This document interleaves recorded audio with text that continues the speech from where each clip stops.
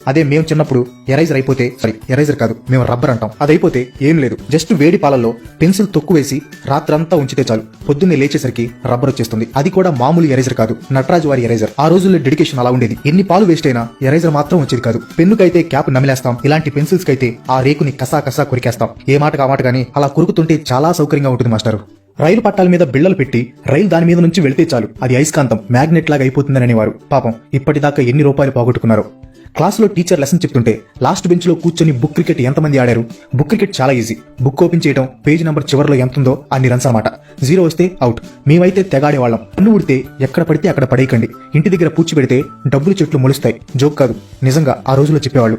చిన్నప్పుడు మనలో శాడిస్ట్ ని బయటకు తీసిన డెడ్లీ వెపన్ ఒక రబ్బర్ బ్యాండ్, బాగా మడత పెట్టిన పేపర్. 2 వేలకి ఆ రబ్బర్ బ్యాండ్ పెట్టి పేపర్ ని వెనక్కి లాగి వదిలితే బూమ్, తగిలిన వాడికి వాత పడాల్సిందే. మాఫియా రేంజ్ లో ఈ రబ్బర్ బ్యాండ్ తో గ్యాంగ్ వార్స్ చేసేవాళ్ళు. మాకు పబ్జీని మించిన అనుభూతి ఇచ్చిన గేమ్ ఈ బ్రిక్ గేమ్.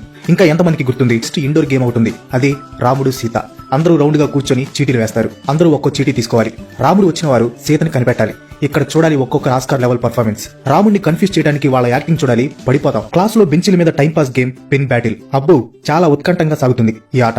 డిఫరెంట్ యాంగిల్స్ లో కొడతారు. ఈ రస్నా ప్యాకెట్లు మ్యాంగో, గ్రేప్స్, ఆరెంజ్ ఇంకా చాలా ఫ్లేవర్స్ లో ఉంటాయి. కొన్ని షాప్స్ లో అయితే వీటిని డీప్ ఫ్రిడ్జ్ లో పెట్టి గడ్డకట్టిన రస్నాని కొంచెం ఎక్కువ రేట్ అమ్ముతారు. నెక్స్ట్ ది హైలైట్, విత్తనాలు మింగేస్తే కడుపులో మొక్కలు మొలుస్తాయి. మీరేమో గానీ నేనైతే నిజం అనుకునేవాడిని. ఎప్పుడైనా పొరపాటున విత్తనం మింగితే ఫుల్ డల్ అయిపోయేవాడిని. పుస్తకం మధ్యలో నెమలిక పెడితే పిల్లలు పెడుతుందంట.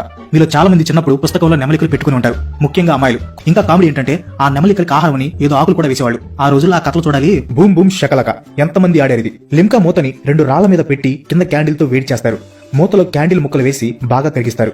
అది వేడిగా బాగా కరిగిన తర్వాత 2 నీటి బొట్లు వేస్తే బొప్పని పెద్ద మంట వస్తుంది. చాలా డెడ్లీ గేమ్, కానీ ఫుల్ ఎంజాయ్మెంట్.